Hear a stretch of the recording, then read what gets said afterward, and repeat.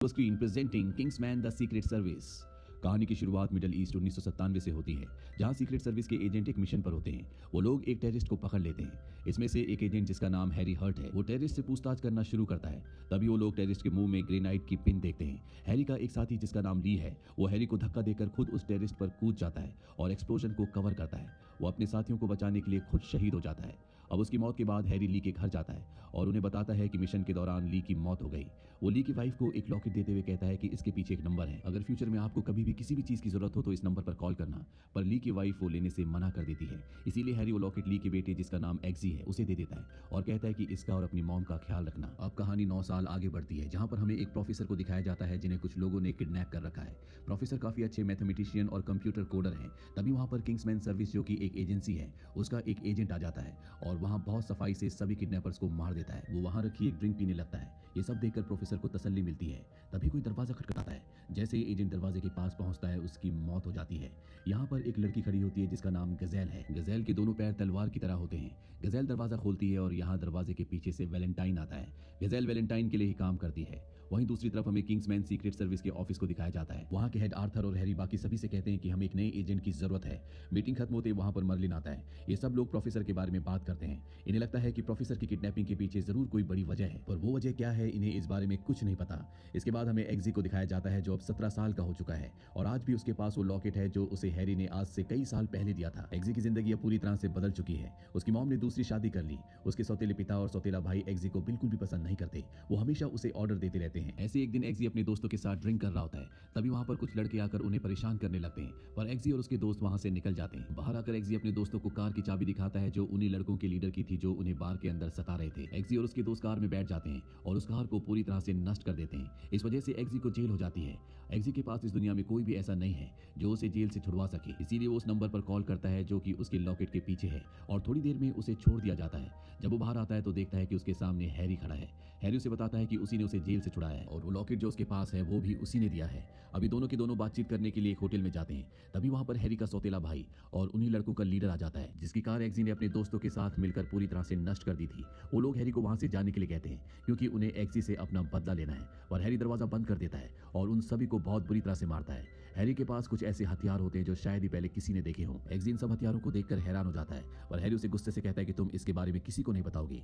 एग्जी भी डर जाता है और प्रॉमिस करता है कि वो इस बारे में किसी को कभी कुछ नहीं बताएगा। हैरी एग्जी के कंधे पर हाथ रखकर उसे गुड लक कहता है और वहां से चला जाता है। अब इस इंसिडेंट के बाद जब एग्जी घर आता है तो उसके सौतेले पिता उसे बहुत बुरी तरह से मारते हैं। वो उसके ऊपर चाकू भी उठा लेते हैं। तभी घर में हैरी की आवाज आती है, यानी कि जब हैरी ने एग्जी के कंधे पर हाथ रखकर गुड लक कहा था तो उसने उसकी जैकेट पर एक माइक्रोफोन लगा दिया था जिसकी मदद से वो एग्जी की हर एक बात को सुन सकता है। वो एग्जी के सौतेले पिता से कहता है कि अगर तुमने हैरी को नहीं छोड़ा तो मैं तुम्हें जेल में बंद करवा दूंगा।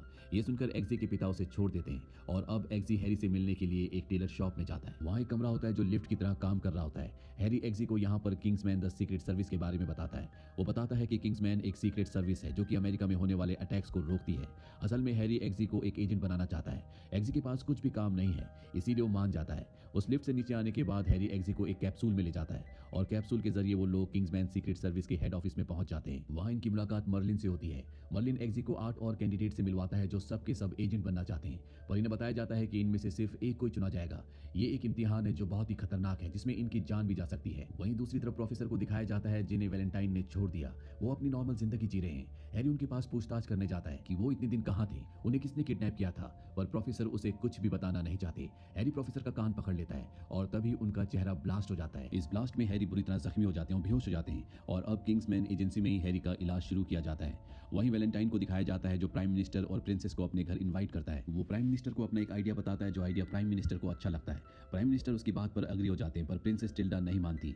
वैलेंटाइन उन्हें समझाने की कोशिश करता है, पर जब प्रिंसेस टिल्डा नहीं मानती तो वैलेंटाइन अपने लोगों से कहता है कि प्रिंसेस टिल्डा को यहाँ से ले जाओ। प्रिंसेस टिल्डा को समझ में आ जाता है कि यहाँ पर कुछ न कुछ गड़बड़ है, उसकी जान खतरे में है, इसीलिए अपने गार्ड्स को इशारा करती है। और वहाँ पर गजेल भी होती है जो अपने पैर पर लगी ब्लेडों से प्रिंसेस टिल्डा के सभी गार्ड्स को मार देती है। इसके बाद वैलेंटाइन के साथ मिलकर वो प्राइम मिनिस्टर की बॉडी में चिप लगाते हैं। वहीं हैरी को दिखाया जाता है जो अब होश में आ चुका है। एग्जी उनसे मिलने आता है। हैरी एग्जी को टॉप 6 में आने के लिए कांग्रेट्स करते हैं। तभी वहां पर मर्लिन आता है और हैरी को बताता है कि जिस ब्लास्ट की वजह से वो बेहोश हुए थे वो ब्लास्ट प्रोफेसर के गले में लगी हुई एक चिप की वजह से हुआ था और उस चिप की जांच करने पर पता लगा कि वो वैलेंटाइन की कंपनी में बनाई गई है। वैलेंटाइन की फोटो देखकर एक्जी कहता है ये शख्स तो एक जीनियस है। उसने आज ये अनाउंस किया है कि कल ही उसकी कंपनी की तरफ से न्यू सिम कार्ड लॉन्च किए जाएंगे जिसमें लोगों को लाइफ टाइम के लिए फ्री इंटरनेट और कॉल्स दिए जाएंगे। ये सुनने के बाद हैरी और मर्लिन को लगता है कि वैलेंटाइन का कुछ बड़ा प्लान है। इस बारे में पता लगाने के लिए हैरी सोचता है कि वो वैलेंटाइन से डोनेशन देने के बहाने मिलेगा और पता लगाने की कोशिश करेगा कि उसके दिमाग में चल क्या रहा है। हैरी वैलेंटाइन से मिलने उसके घर जाता है पर उसे वहां कुछ खास सबूत नहीं मिलते, बस एक चर्च का पैम्पलेट मिलता है। अब अगले दिन वैलेंटाइन की सिम लॉन्च हो जाती है जिसे लेने के लिए स्टोर्स के बाहर लोगों की लंबी लंबी कतारें लगी हुई है क्योंकि सिम बिल्कुल फ्री है।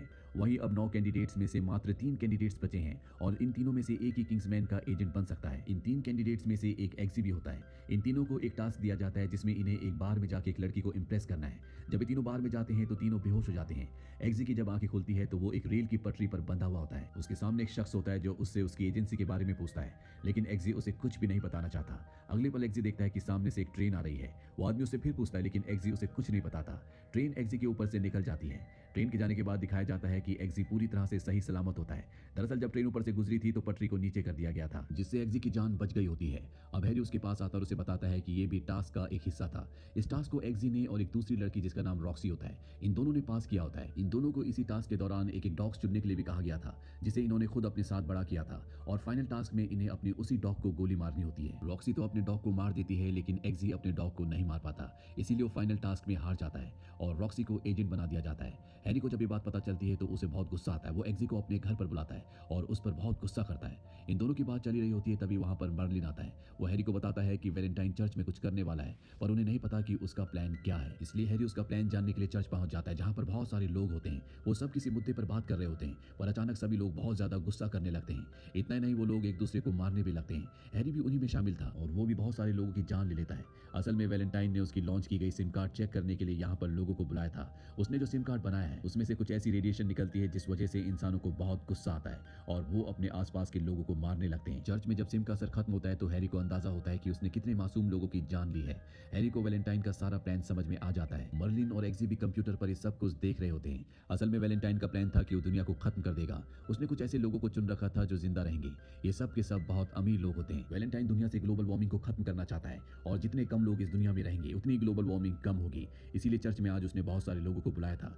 दरअसल वो सिम के असर को चेक करना चाहता था। अब हैरी जैसे चर्च से बाहर आता है वैलेंटाइन उसे शूट कर देता है जिससे मर्लिन और एक्सी को बहुत बड़ा झटका लगता है। उन दोनों की आंखों में आंसू आ जाते हैं। एक्सी ये सारी बातें आर्थर को बताता है। वो उसे वैलेंटाइन के खिलाफ कुछ करने के लिए कहता है वरना 2 दिन बाद वैलेंटाइन पूरे शहर को मार देगा और आर्थर कोई जवाब नहीं देता और उसे अपने साथ ड्रिंक करने को कहता है। एक्सी समझ जाता है कि आर्थर भी वैलेंटाइन के प्लान में शामिल हो चुका है क्योंकि उसके कान के पास भी वही निशान होता है जो उन लोगों के कान के पास होता है जो वैलेंटाइन के साथ शामिल हो चुके हैं।